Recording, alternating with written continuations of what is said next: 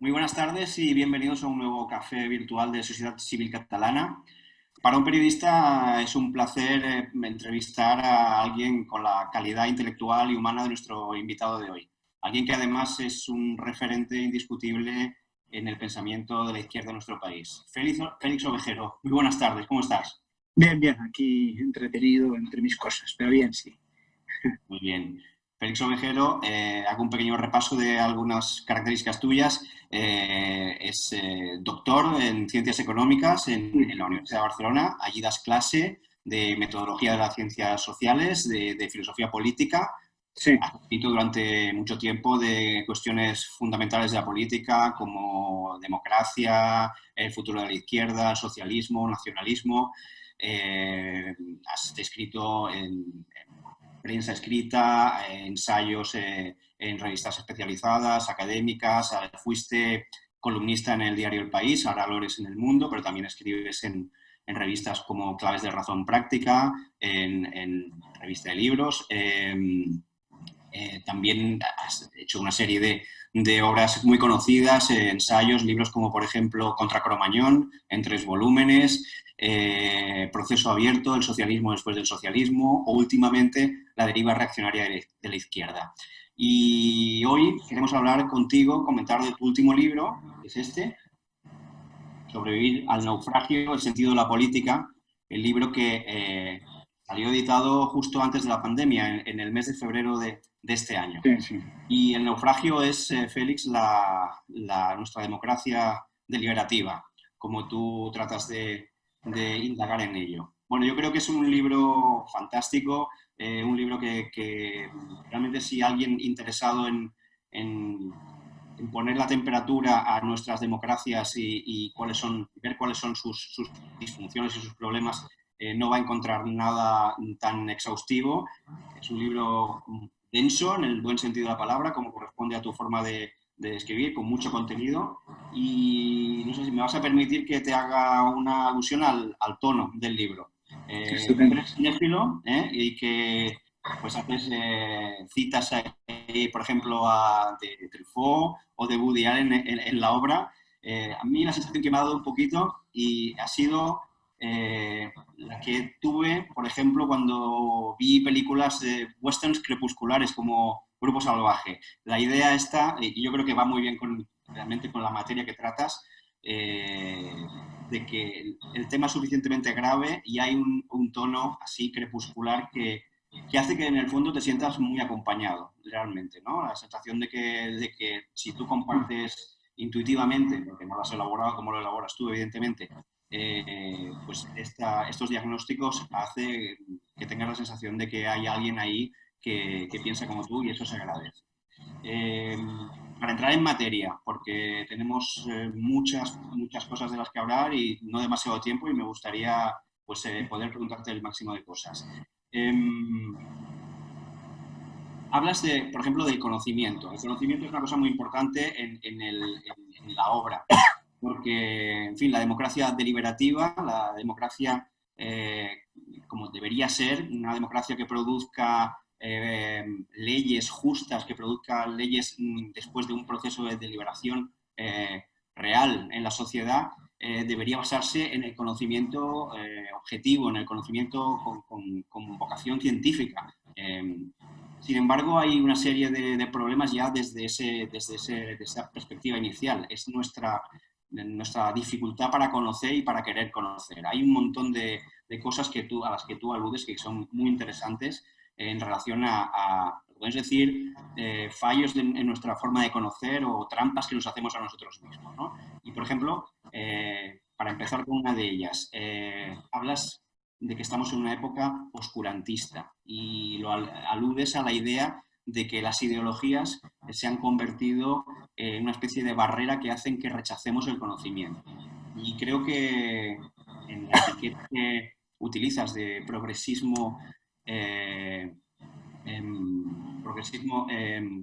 reaccionario, se deduce que es un mal al que tú achacas fundamentalmente a una parte de la izquierda ahora, fundamentalmente. ¿Es así, Félix? Sí, en realidad, si uno quisiera, pero vamos, seguramente es un afán de vertebrar la propia biografía de uno diría que es una prolongación del libro anterior, de la deriva reaccionaria de la izquierda, ¿no? Más minucioso, con algunos matices nuevos, ¿no? Y seguramente y tristemente se confirman algunos de los pronósticos. Uno de ellos es que la izquierda, que había encarnado la prolongación del ideal ilustrado y profundamente racionalista, y en parte realizado, porque a pesar de que estamos en tiempos sombríos, no podemos ignorar que la expansión de la libertad, de las mejoras en el bienestar, de una confianza en la ciencia y la razón, parecen haber impregnado a buena parte de nuestra sociedad, una parte importante de ese tiempo. En los últimos tiempos, por circunstancias que habría que desgranar, se produce una reacción frente al conocimiento y además una reacción profundamente moralista, si queremos decirlo así. Es decir, ese conocimiento tiene o le atribuye unas implicaciones. Eso ya es muy complicado porque el conocimiento en principio no tiene implicaciones morales, es neutral, es verdadero o es falso, no es bueno o malo, es verdadero o falso, es la pregunta final en torno a la ciencia, pero puesto que me desagradan las implicaciones que le atribuyo, entonces debe ser falso. Y no solo debe ser falso, sino que me arrogo la idea de que debe ser prohibido. Y eso además se está haciendo de la mano de pensamientos desvertebrados, con cuerpos doctrinales profundamente incompatibles con el conocimiento científico y en cambio sobrecargados de retórica, de tal modo que con la cobardía del ejemplo que diría Pessoa, mira lo que ha sucedido con las negaciones, la ley o el potencial proyecto de ley, bueno, ley no exactamente, pero de esa declaración en torno a la cual el negacionismo respecto a ciertas tesis feministas, que en todo caso son discutibles, yo creo que además esa versión del feminismo no solo es discutible, sino que es errada, pero es que la idea misma, la posibilidad de criticarlo, se lo descalifica y hasta además se contempla la posibilidad de penalizarlo. En esencia, por cierto, el esquema mental o intelectual es el mismo respecto a la ley de la memoria histórica, ¿no? Entonces, ¿qué sucede? Que no podemos revisar el conocimiento. Eso confirma la propia fragilidad de las tesis que no están expuestas a razones posibles y además se produce algo muy inquietante y es que si tú criticas ciertas tesis, que finalmente se habla sobre argumentos, parece que critiques a un partido político y no solo eso, sino además criticas al líder. Y oiga, o sea, yo en sí, esa estrategia intelectual tan habitual en Pablo Iglesias, que cuando tú criticas, ya no, nos están criticando a nosotros. Y no, yo estoy criticando a usted ciertos comportamientos. Desde luego no me deshonre el socialismo o no me deshonre la igualdad confundiendo a que yo estoy criticando la igualdad o el socialismo, estoy criticando sus posiciones políticas. Ese guión se ha extendido y ahora sucede y además con profunda arrogancia intelectual, es decir, que disciplinas que son profundamente insolventes, a mi parecer, pero bueno, están en la arena política, se convierten en fiscalizadoras de conocimientos razonablemente solventes. Pero en todo caso, la prioridad es la libertad, es decir, que cualquier idea debe estar expuesta sencillamente para garantizarnos su propia calidad. Y yo creo que estamos en ese periodo oscurantista, no muy diferente de cuando el cardenal Berlamino le prohibía a Galileo en nombre de pues, ciertas ideas, ¿no? ¿Tú crees que ahora se puede tener la sensación de que tendencialmente y en relación precisamente con esa relación hacia el conocimiento, la derecha razona mejor políticamente que la izquierda, incluso? Bueno, la derecha es un grupo muy heterogéneo, ¿no? Puedes empaquetarlo ideológicamente, puedes encontrarte desde un pensamiento conservador, en el sentido más o menos clásico que podía encarnar la democracia cristiana, seguramente cada vez con menos peso, ¿no? Que en algún sentido tiene un núcleo inevitablemente dogmático, como sucede con cualquier alusión a la religión, otros pensamientos profundamente libertarianos, que están en contra de toda forma de Estado, por ejemplo, de abrir todas las fronteras, uno de Brennan, uno de los mejores ideólogos de ese tipo de pensamiento contemporáneamente, critica las fronteras, critica también la democracia, defiende el capitalismo, para hacerte unos guiones relativamente complejos, y ahí sí hay un componente ilustrado, porque, por otra parte, creo que no podemos desatender una cosa, y es que buena parte del proyecto ideológico de la izquierda se realiza y hoy forma parte de nuestro paisaje mental compartido. Hoy nadie está en favor de privar de un voto censitario, de volver a la jornada de menos de 8 horas, o el trabajo infantil, es decir, esas conquistas o esas reivindicaciones que la izquierda introduce en nuestro paisaje moral y político, hoy están asumidas por todos. Entonces, a veces estamos discutiendo al menos con una parte de nuestra derecha ilustrada, dentro de nosotros. Entonces pareciera que hay una necesidad de desmarcarse pasando de la política de la igualdad a la diferencia por parte de la izquierda.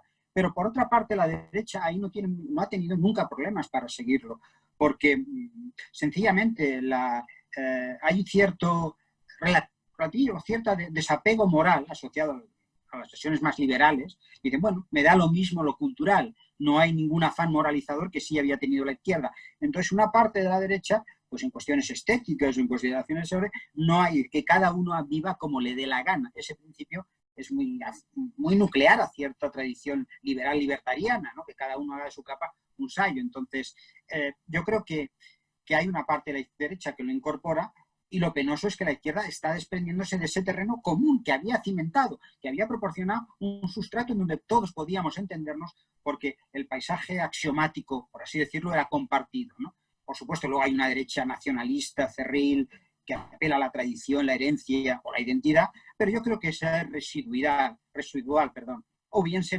reviste de formas, como bien padecemos aquí en Cataluña, estéticamente de izquierdas, ¿no? Como los nacionalismos de los ricos que padecemos en España, ¿no?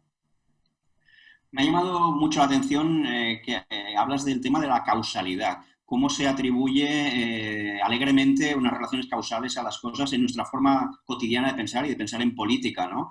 Por ejemplo, se atribuye ahora alegremente, y se oye mucho, ¿no? Marx tiene la culpa del Gulag, aunque viviera 40 o 50 años, aunque muriera 40 o 50 años antes, ¿no? Por el otro lado, el heteropatriarcado o el capitalismo o la globalización o conceptos muy etéreos que nos explican, también explican son la causa final y última e inmediata de cualquier... O España es la causa de que estén muriendo ahora, bueno, de que en Lérida pues tengan serios problemas ahora con el virus, al menos en el momento en que estamos hablando nosotros. Dice, bueno, esa especie de manejar grandes macroconceptos, el sistema, o en la derecha conservadora, pues los políticos, la política, el Estado. Eso es mala teoría social y eso es mal conocimiento. Es una especie de utilizar palabras conjuro, ¿no? Que sencillamente pues, se evitan la explicación, ¿no? Por supuesto que en algún sentido general todo está ahí detrás, ¿no? Si yo le pregunto a un estudiante, ¿por qué te has matriculado de económicas? Y me dice, porque el universo existe, pues es verdad, porque si el universo no existiera, él no se matricularía de económicas. Pero esa es una condición necesaria de la explicación, pero no es la relevante.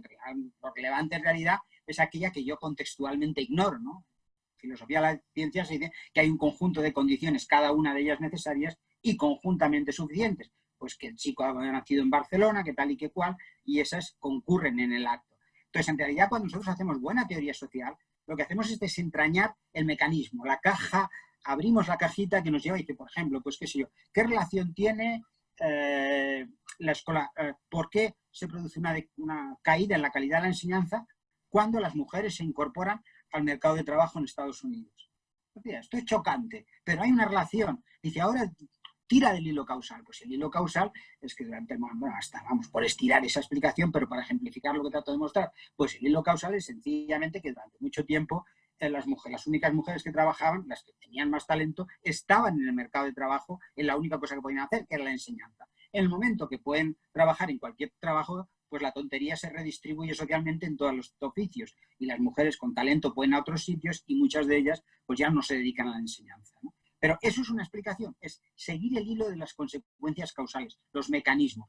Lo otro es invocar grandes palabras, conjuros, que por supuesto tienen implicaciones prácticas, porque claro, uno no pone en el BOE, vamos a acabar con el capitalismo, o vamos a acabar con... Tiene que desgranar acciones susceptibles de ser controladas y acciones políticas. Lo otro es retórica de asamblea, la palabrería que nutre destacadamente a Podemos. Nos has dado un ejemplo de cómo se intenta articular una buena teoría social, ¿no? Cómo se, sí, una explicación que trate de decir, pues ¿por qué, qué sé yo, en Estados Unidos no aparece el socialismo? Pues por el efecto frontera. Otra explicación clásica. ¿Será verdadera o no? Pero eso es susceptible de ser criticado, entendido, porque lo otro son grandes palabras que dicen, bueno, no hay, nadie va y le publica en una revista de sociología, ciencia política, la culpa es el capitalismo. Pues entonces, menudo chollo, el premio Nobel del tipo que sostenga esta teoría, porque es omniexplicativo, ¿no? Sirve para todo y obviamente no sirve para nada, ¿no? Y digo el capitalismo, como puedo decir el mal, Satán, eso son puras palabras conjuros. El heteropatriarcado, que es la que más circula, ¿no? Eso no es sustituir la explicación por el conjuro, por la palabrería hueca. Sin embargo, he querido entender en tu libro que aludes a que la base, digamos, de la teoría social, comparativamente, por supuesto, con las ciencias naturales, es poco sólida todavía y que eso es susceptible de hacer que entre ese relativismo de valores, ¿no? Y que por ahí está la trampa. ¿Tú crees que eso ¿por qué se produce eso? ¿Se ha agraviado en los últimos, en los últimos años? Bueno, yo creo que deberíamos ser un poco prudentes respecto a esa visión de las ciencias naturales como una cosa compacta. Es decir, por supuesto, hay una ciencia susceptible de ser axiomatizada, que son unas cuantas leyes que caben en 3 artículos como los que escribe Einstein en 1905 y que revolucionan en el campo de la física, y son muy poquitas páginas. Pero también piensa en el origen de las especies. La obra de Darwin es un centón con un montón de páginas que tiene una estrategia narrativa. En realidad iba hilvanando hechos, puede escamotear seguramente otros, y eso suena persuasivo. Ni siquiera el núcleo de la teoría, porque él mismo conoce los mecanismos de la herencia, está claro. Entonces, buena parte de la teoría, por lo menos una parte importante de la historia de la ciencia, de eso que llamamos las ciencias naturales, pues es una ciencia de observación, de una estrategia más o menos casi diría narrativa persuasiva. Entonces, en el ámbito de lo que llamamos las ciencias sociales, hay una parte susceptible de una cierta precisión, no siempre, en el caso de algunas áreas de la teoría económica, no siempre plausible empíricamente, pero por lo menos el esqueleto del argumento está claro, sabemos de qué hablamos, y luego lo que sí hay, y eso es terrible, es mucha estrategia narrativa, en donde lo único que haces es hilvanar unos cuantos hechos que yo podría... Seguramente todos hemos tenido una sensación al leer un economista y decir, hostia, este me convence. Leemos al día siguiente otro y también nos convence. ¿No? ¿Por qué? Porque en el saco enorme de los hechos, y los economistas son los más puros, sacan uno de los hilos narrativos y los vertebran. Pero lo peor de todo es que ante el descuido de gente que hace buena ciencia, ha ido proliferando bajo el cobijo del posmodernismo una especie de pseudoteoría social que además se arroga la tarea fiscalizadora de los otros. Que los otros que simplemente hacían su ciencia concentrada, en vez de criticar y decir, oiga, porque la gente se tiene que dedicar a conocer conocimiento positivo y no a desmontar lo existente, pues ha ido creciendo, se ha ido consolidando, y cierto día hemos descubierto, entre otras cosas, porque tienen un culo muy administrativo y se entretienen en ocupar posiciones de poder, que esos tipos que estaban haciendo mala teoría social, que no aguantan ninguna desmenuzarles los artículos, pues no solamente están ahí, sino que son los que deciden quién tiene presencia en la academia, ¿no? Tú te acordarás del caso Sokal, el famoso escándalo que hubo en cuando les colocaron a una revista posmodernista un artículo que no tenía ni pies ni sentido, era un puro delirio. Y entonces el señor que lo envió, inmediatamente le publicaron, dice, señor, les envía una basura para ver que ustedes no tienen filtros intelectuales. Muy bien, eso pasó, pero es que lo que ha pasado en las versiones más recientes, con otros experimentos, es que cuando les han mostrado que lo estaban haciendo mal, los señores han denunciado a aquellos que les mostraban las vergüenzas y les decían, ustedes nos están traumatizando, nos están manipulando. No, señores, estamos mostrando que lo suyo es basura académica. Y en cambio tienen unas posiciones de poder, hasta tal punto tienen posiciones de poder que los que están intimidados son aquellos que tienen el afán racionalismo, el compromiso con la verdad y el compromiso con la libertad de pensamiento, ¿no? Otro despropósito en nuestra relación con el conocimiento, el presentismo moralizante, ¿no?, que tú atribuyes en el libro, en concreto, a cierto tipo de historiografía, pero que también lo vemos ahora popularizándose, ¿no? Por ejemplo, cuando se habla del cine, ¿no? Esta idea de juzgar desde estos valores provisionales, ¿no?, de ahora, hechos del pasado sin tener en cuenta la realidad de que se habían producido en otro momento y con otros valores. ¿Esta especie de popularización es un síntoma también de agravamiento? Sí, esto es muy curioso porque, o sea, el presentismo está asociado, no diré inevitablemente, pero con una alta correlación con cualquier nacionalismo, ¿no? El nacionalismo es una especie de principio antrópico según el cual todos estaban ahí para que apareciera nuestra nación. Entonces, es como si alguien dijera, pues no sé, un tío en el siglo III dice, un día yo estoy creando España. Nadie dijo un día, hoy queda fundada España, ¿no? Si uno que se encuentra se va decantando y por procesos históricos eso acaba concurriendo en nuestra comunidad de ciudadanos. Pero nunca nadie sucedió eso. Entonces, cuando hemos hecho historia retrospectiva, queríamos ver que Viriato ya tenía claro el programa y lo estaba enfilando. Por supuesto, ya no hablemos de nuestros patriotas que sufrimos más cercanamente. Eso, en ese caso de la historia, está claro. Lo que pasa es que en el debate que tú mismo formulas, esta especie de presentismo moral, que es un pensamiento por lo demás casi contradictorio, porque por una parte se arroga un absolutismo de valoración, es decir, mi presente me permite evaluar cualquier contexto moral, pero claro, por el mismo razón en que tú crees que puedes evaluar ese pasado, no tienes ninguna firmeza para estar confiado en que tu presente es el último. Porque a lo mejor el día de mañana tus valores, deberías asumirlo implícitamente, son provisionales. Por tanto, no deberías estar tan seguro a la hora de otorgarte a ti esa plataforma privilegiada. Pero date cuenta cómo has argumentado tú. Tú has dicho, oiga, es que hay que entender que esas películas se hacían en otro contexto.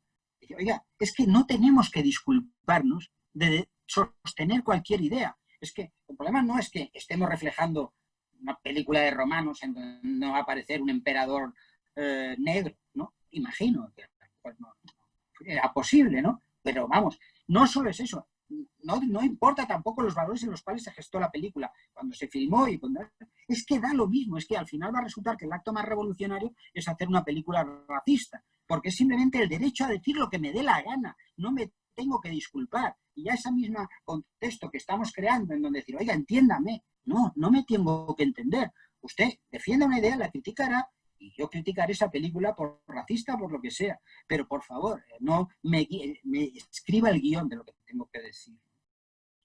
Y Félix, ¿cómo hemos llegado hasta aquí, hasta este momento tan bajo de nuestras democracias? Tú hablas del bienestarismo, como digamos, el cuarto momento de producción de la izquierda, ¿no? Después del socialismo utópico, del socialismo marxista o mecánico, como lo llamas, comunismo, ¿no? De los países como la Unión Soviética, y después de la Segunda Guerra Mundial, la ideología del estado del bienestar, muy vinculada a la socialdemocracia, y hablas de una serie de factores que se han dado en evolución, en progresión y que han llegado hasta este momento. Hablas de que progresivamente, pues, digamos, la política, las políticas públicas y las leyes políticas no han respondido a criterios de justicia, de eficacia, de eficiencia, sino más bien a capacidades diferenciales de presión por parte de, ¿no? de ciertas instancias. También hablas de un ciudadano al que se le ha exigido muy poco, desde el punto de vista cognitivo, desde el punto de vista moral, y finalmente pues a una clase política que por la propia dinámica electoral pues tiende a eludir cualquier tipo de compromiso serio porque se trata simplemente de molestar a lo menos posible y que voten, ¿no? Ese es el conglomerado más o menos que explica este momento como de degradación al que hemos llegado aquí. Bueno, yo soy muy cauto a la hora de administrar la palabra explica, pero sí creo que casi yendo a lo que estábamos hablando antes, hay un mecanismo psicológico, seguramente con una base evolutiva bien asentada en nuestro esquema neuronal, que nos lleva a ser hegelianos o a pensar que retrospectivamente todo conduce camino del bien y de la razón. Tú antes hablabas del presente, hablábamos del presentismo, y decíamos, lo miramos. Entonces, ¿qué nos ha pasado con los sistemas democráticos, con el estado del bienestar? Nadie dijo un día voy a fundar la democracia liberal, nadie dijo un día voy a fundar el estado del bienestar, sino que es un proceso de decantación histórica en donde hay razones, argumentos, textos, luchas, conflictos sociales, decantamientos en donde hay circunstancias hasta las climáticas o espaciales o de las distancias a la hora de poder ir a votar, acaban resultando decisivos a la hora de configurar las instituciones. Y luego nos entra un afán retrospectivo de darles lustre y esplendor. Y decir, hostia, qué bueno es lo que ha llegado a ser. Y no, eso no es el resultado de un diseño. El resultado de diseño, por ejemplo, es la institución de trasplantes, ¿no? Ese organismo de trasplantes nace en la pizarra, el sistema que tenemos en España, que nace en la pizarra de un premio Nobel, y entonces se lleva y se aplica a la práctica. Y entonces se diseña en una pizarra. Eso sí que es. Nuestras democracias, pues tenemos un sistema de representación política que tiene algunas virtudes, pero podría haber sido otro, podría haber sido un sistema de representación a través de sorteo o a través de otros escenarios imaginables, o los que fueran, y tecnológicamente quizás las cosas puedan cambiar. O el estado del bienestar, para seguir con tu ejemplo, no es es el resultado, por supuesto, de conquistas sociales, pero no es un guión, también es la capacidad de tironeo que tienen diversos lobbies porque tienen presencia y acaban contribuyendo después a su cierto desprestigio porque nos encontramos que estamos gastando el dinero en chorradas simplemente porque algunos tienen capacidad de negociación y de tirar de ese poder, ¿no? Nuestro diseño democrático en la reconstrucción que hemos hecho, aunque eso sí que está también inspirado en ciertos escritos, fundamentalmente en los padres fundadores de Estados Unidos, la idea es que ciudadanos irresponsables y egoístas, a través de sus elecciones, son capaces de escoger los más virtuosos entre nosotros, a sabios y además informados y comprometidos con el interés general. Entonces, bueno, si eso fuera posible, y en algunos casos es posible, en el caso del mercado a veces, pues escogemos a los más eficientes a través de nuestras torpes gestiones, en otras no, muchas de ellas no, pues eso sería maravilloso. Ahora, ¿qué sucede? Que por diversas cosas que, bueno, que trato de desgranar en el libro o en otros libros, eso no acaba de funcionar. Y al final las clases políticas son deudoras, no resuelven problemas, sino que tratan de ignorarlos o escamotearlos ante poblaciones que no quieren escuchar malas noticias, ¿no? Imagínate que hubiéramos un contrafáctico, tenido una política en todo el planeta epidemiológicamente perfecta. Nadie la hubiera rentabilizado porque nadie hubiera sabido que nos venía encima una muy gorda. Entonces, es el tipo que anticipa los problemas y los evita, ese no puede rentabilizarlos políticamente. Entonces, la democracia tiene algo de miope y eso es un serio problema porque tenemos problemas colectivos de enorme envergadura. Hemos utilizado diversas estrategias, que quizás luego podemos comentarlas, que es alejarlos de las decisiones de los ciudadanos, que sea el Banco Central quien decida la política económica, porque si no le vamos a dar la máquina de hacer billetes, casi los tribunales constitucionales que preserven ciertos valores sólidos y que no sean susceptibles de ser votados. A veces pensamos en las pensiones, si nos preocupan y nos deberían preocupar las generaciones futuras, tenemos que dejarles un planeta habitable, una cochambre de planeta, pero ellos no votan y como no votan, pues no tenemos ninguna razón para pensar en ellos. Todos esos son serios problemas y no creo que nuestras instituciones estén bien pertrechadas para encararlos, ¿no? Hablas del populismo también en tu libro y interpreto que lo consideras, viendo un poco el punto de llegada y cuáles han sido las características generales, ¿no?, que nos han llevado hasta aquí, a que era algo como que venía en el lote, que era como inevitable. También piensas que no hay una diferencia sustancial entre un populismo de izquierdas y de derechas. Lo que me parece muy significativo es que desde un punto de vista de la teoría republicanista, que es la que tú defiendes, la idea de que el producto, el output, digamos, ¿no?, de la democracia sea el mejor posible, aunque el procedimiento seamos capaces de repensarlo, ¿no?, teniendo en cuenta los mimbres reales que tenemos. Tú dices que hay que integrar de alguna manera, hay que bajar a la arena política. ¿Cómo se traduce esa idea de ser capaz de aceptar esa realidad populista inevitable en la democracia y a la vez llegar al punto de llegada que queremos llegar? A mí me parece que esto es muy interesante porque yo creo que aquí marcas una distancia respecto al pensamiento clásico, digamos, ilustrado, progresista de la izquierda, ¿no?, que se niega a ver ese aspecto emocional, ¿no?, en el ser humano, ¿no? O sea, los Sí, hombres son los que son, ¿no? Son emociones, pero también son razones, pero también son emociones e intereses, ¿no? sí, la versión idealizada y conmovedora de la democracia que encarna o que la tradición republicana ha articulado, también hoy una parte importante de lo que convencionalmente llamamos pensamiento liberal, tiene un guión relativamente sencillo.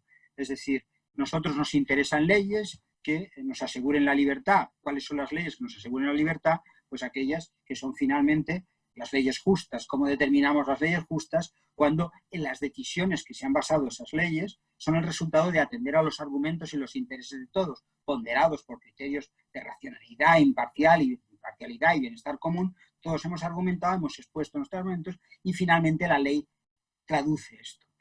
Por supuesto, eso presupone unas cuantas idealizaciones, ¿no?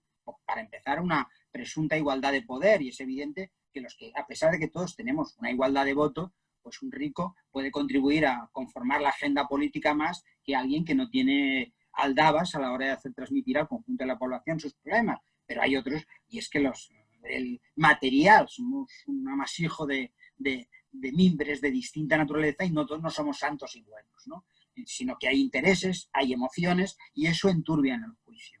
Entonces, frente a eso, el populismo se entrega a explotar las dos dimensiones. La política es poder, pues al poder descarnadamente, con las estrategias trapaceras que no importa el cómo, ¿no? Tiremos de las emociones y eso que otros podemos aceptar resignadamente, ellos lo aceptan con complacencia. Son la sustancia de su argumento y su proceder y te diría de su objetivo. Entonces, frente a eso, la versión idealizada que yo te daba antes, decir, bueno, pues aquí, como si fuera el ágora, y pues si es que hubiera sido verdad de los griega y estuviéramos razonando, tampoco es del todo verdad. Entonces, ¿cómo lo podemos hacer? Entonces, yo utilizo un ejemplo que no tiene más alcance que el argumento del ejemplo, que el caso de la ciencia, ¿no? Tampoco la ciencia es un conjunto de individuos que aman fanáticamente la verdad. sea, los científicos pues quieren salir contigo, o con quien sea, quieren moverse por el mundo, viajar, a lo mejor pues trabajar poco, trabajar desde casa, quieren ser famosos, qué sé yo. Pero hemos diseñado las reglas del juego de tal modo que ellos se obligan a jugar al juego de la verdad. Es decir, es como si el jugador de ajedrez, pues a lo mejor lo que quiere es pasárselo bien y viajar por el mundo. Pero la regla no puede coger la ficha y tirarse en el cráneo al tío que está enfrente. Él tiene que jugar según las reglas. Y ese fuego cruzado, en donde cada uno defiende sus ideas, a veces tramposamente, pero está sometido a la crítica de los demás, que también por sus propias motivaciones le van a encontrar las fragilidades del argumento del anterior, produce un resultado interesante. También todo eso es muy complicado, pero bueno, tendencialmente camino de buen conocimiento.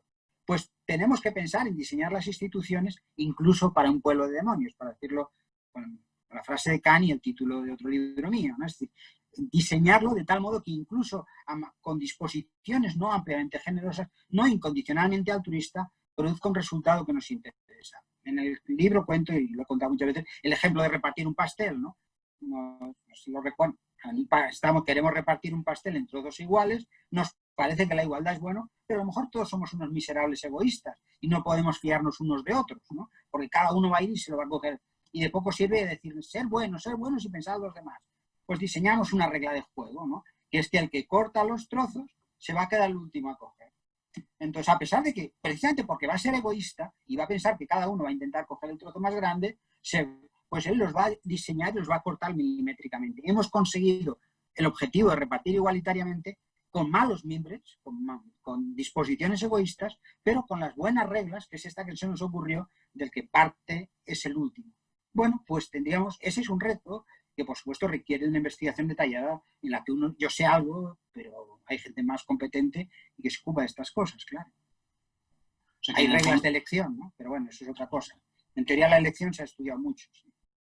Sería, de alguna manera, intentar rediseñar los procesos deliberativos de decisión. Mira, te lo digo con un ejemplo.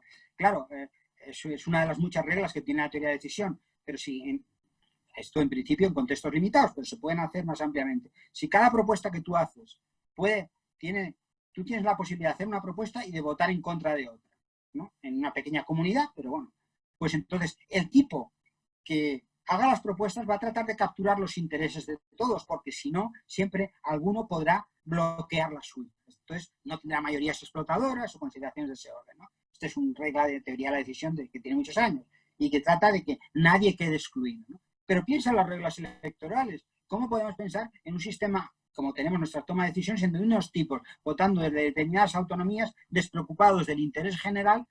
Van a ir a participar en un parlamento en donde, como han dicho explícitamente, les trae sin cuidado el interés general. Oiga, pues oblígueles a participar, a estar comprometidos, a entrar en 5 comunidades autónomas. Si quiere entrar en la primera cámara, en donde en principio nos estamos defendiendo el interés general, pues usted ha de tener un mínimo, al menos en 6 comunidades autónomas. Obligadamente, en tu programa electoral vas a tener que capturar los intereses de algo más que los de tu comunidad autónoma, y que es el miserable chantajismo al cual estamos sometidos el conjunto de los españoles en manos de los diversos nacionalismos destacadamente, ¿no? Y que obliga a los otros a actuar igual, ¿no? ¿Tú crees que en el supuesto de que no se trabaje de alguna manera o se tenga conciencia de la necesidad de este reformismo, de este pensamiento sobre cómo reprocesar de alguna manera las democracias para que sean verdaderamente deliberativas, la misma idea de democracia puede caer en descrédito? Volveríamos un poco al escenario una revisión o una reedición del escenario del siglo XIX, ¿no? En que las relaciones entre liberalismo y democracia pues eran dudosas, ¿no? Había liberales que no eran demócratas, ¿no? Sí, no, bueno, Hayek, Hayek, que es un tío con una cabeza, no era vocacionalmente demócrata. El propio Berlin, que era socialdemócrata, a pesar de lo que dice, él dice que sí, que hay una tensión entre democracia y libertad, y si una apuesta por libertad máxima, pues a lo mejor la democracia es sospechosa. Y en algún sentido, yo creo que esa incompatibilidad no existe, pero hay que ser honestos y reconocer que, imaginémonos que todos votamos todo. Pues vamos a votar como te peinas tú. Pues entonces es evidente que si todo es susceptible de ser votado por todos, entonces no vas a decidir casi nada, ¿no? Entonces esa tensión se puede reconocer. Yo creo que es susceptible. Si se resuelta, no es una cuestión más o menos doctrinal, pero y mal que bien lo habíamos ido resolviendo.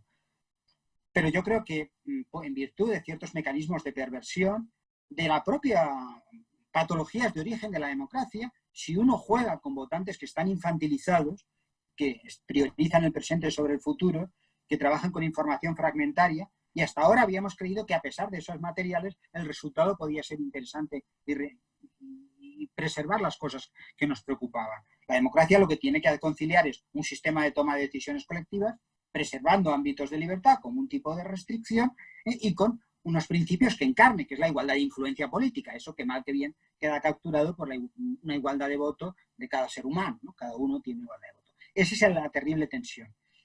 Lo cierto es que, por lo que vamos viendo, la democracia produce malos resultados. Malos resultados, claro que esto tiene su complicación, porque ¿cómo determino yo que son los buenos resultados con independencia de lo que es del proceso de toma de decisiones, ¿no?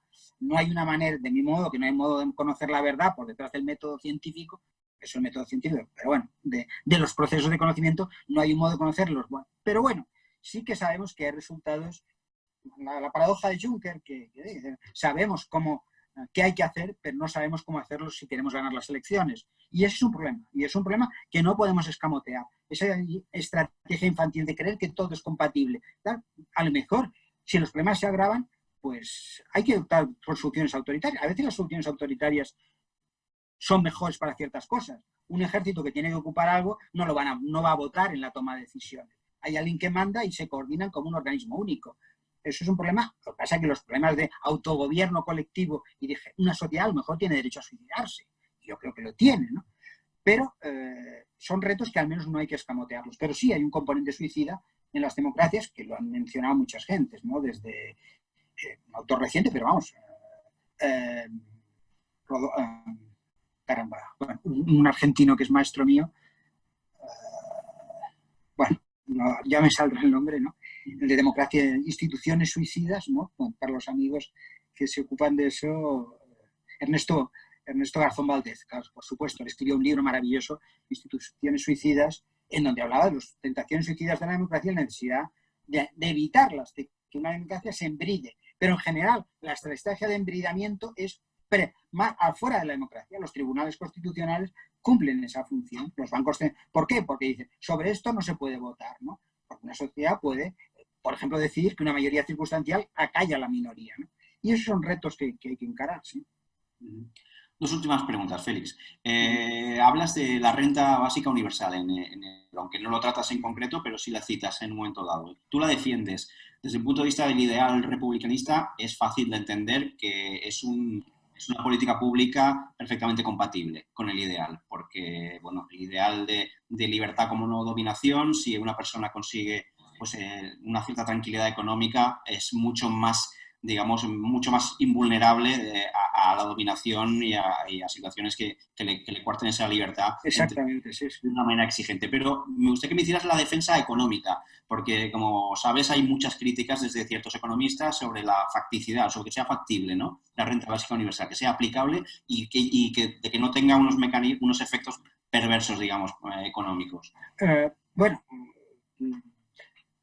hay una dimensión esa que es una dimensión de echar las cuentas, que yo no la tengo ni ahora soy competente, pero los argumentos clásicos que se han utilizado no me parecen, en contra no me parecen convincentes. Uno de ellos es decir, bueno, es que estamos alimentando parásitos, ¿no?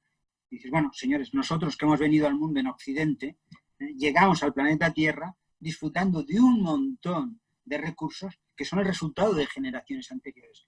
Por nacer en España tienes acceso a pues autopistas, a bienestar y a un montón de cosas. Eso no es resultado tuyo, sino que es algo que todos, trabajando sobre generaciones, sobre los hombros de las generaciones anteriores, compartimos y nos aseguramos mutuamente, ¿no? Como lo hacemos con el Estado de Derecho, que es el resultado de garantías mutuas de derechos y libertades.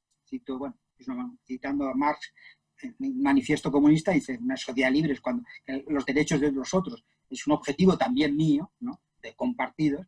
Pues esa idea, eso ya está. Ese núcleo moral es el mismo, es el que todos nos aseguramos un montón de cosas que no contribuimos inmediatamente por la vía de los impuestos, pero también por la vía de un pasado. Por otra parte, desde el punto de vista del argumento de los incentivos, es que se evita aquí un efecto sustitución que se puede dar en otros casos. Es decir, si yo, pues, cuando cobro una renta de ayuda, de estas que ahora se está librando y dice, voy a perderla si encuentro trabajo, pues a lo mejor me sale más a cuenta seguir siendo en estas condiciones.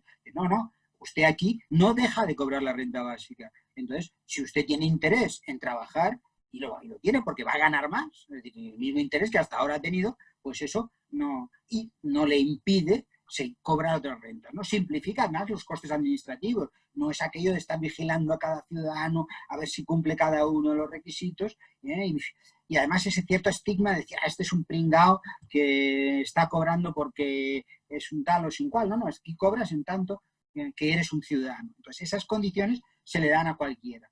Y además también contribuiría seguramente a trabajos muy de miseria, y yo creo que es algo que deberíamos atender, pues que estén mejor retribuidos, porque uno no está sometido a la jurisdicción del hambre, que decía Cervantes, ¿no? Dice, hombre, pues ese trabajo hay que hacerlo, pero no lo va a aceptar cualquiera porque la gente cobra algo más, entonces tendrán que pagar mejor.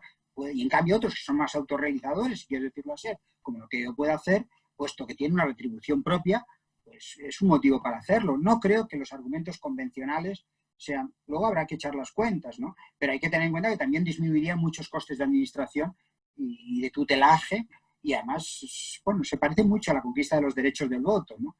Que si es razonable, vale la pena asumirlo, ¿no? Y los efectos, como siempre en teoría social, son complicados y difíciles de anticipar en muchos casos. Y ya para concluir, un razonamiento tuyo que la verdad es que impresiona cuando lo lees, está al final del libro y habla sobre incluso la renuncia a las palabras, ¿no? Reflexionas dentro de este tono un poquito de melancolía que te produce la lectura del libro, pero no porque realmente el tema no lo merezca, porque creo que es el único tono posible, ¿no? Para tratar la cuestión actual, ¿no? De la democracia y de la izquierda. Hablas de la izquierda, de la de que a lo mejor hay que renunciar. Si la izquierda realmente existente sigue siendo tal como es, ¿no? A lo mejor lo que entendemos por izquierda clásica, pues ya dejará de ser izquierda, ¿no? Incluso hablas del feminismo, que también puede pasar con el feminismo en ese sentido, ¿verdad? Sí, es que, claro, cuando uno hace pensamiento, o sea, hay dos maneras de definir las palabras, ¿no? Una es una definición, como se hace en ciencia, o en análisis, o en cualquier tarea de investigación, que es un léxico estipulativo. Un triángulo es un polígono en 3 lados. Y significa eso, nada más. Y cuando yo lo inserto en una teoría, no alcanza más que a los triángulos, a los polígonos de 3 lados. Un consumidor es un tipo que tiene una función de preferencias de tal y cual. No estoy hablando del consumo, estoy hablando de esto, mi teoría. Entonces, en cualquier ciencia, y es obligado, clase social está, propietarios, medio, lo que sea, pero es un léxico estipulativo. Yo tengo una idea de izquierdas, y además podría perfectamente reconocerse una tradición que se inserta con el ideal de tradición del comunismo.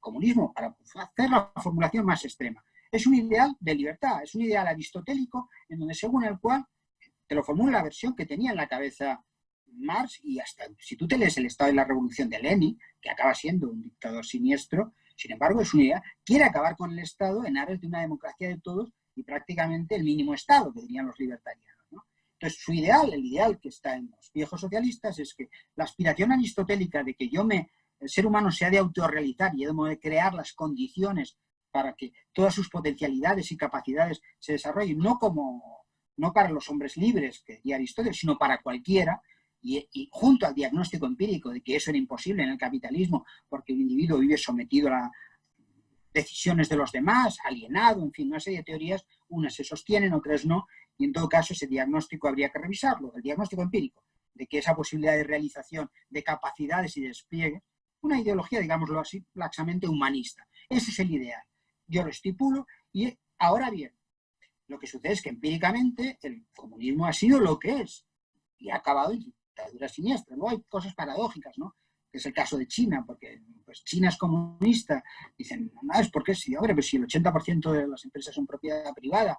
Dice, pues porque además, entonces, si es comunista es eficiente, porque eficiente lo es. Entonces ya no podemos decir que el comunismo no es eficiente. Y entonces entra en un colapso mental. Pero bueno, eso ya lo dejo para quien les gusten las paradojas, ¿no? Porque si es comunista, entonces es eficiente, y si no lo es, entonces no digamos que es una de capitalista, y entonces el capitalismo es compatible con la tiranía, que es lo que es China, eso es indiscutible. Pero bueno, recuperemos el hilván.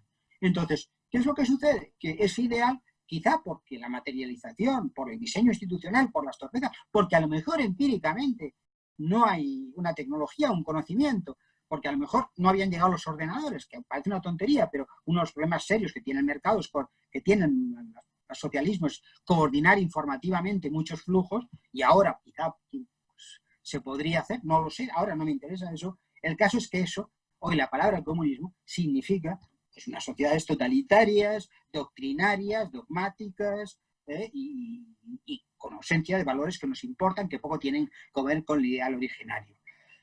Bueno, pues así están las cosas. Yo no puedo empeñarme en seguir utilizando una palabra diciendo, no, es que parece un trastornado de los de Central Park, ¿no? Subido a mi taburete y reclamando la genuina tal.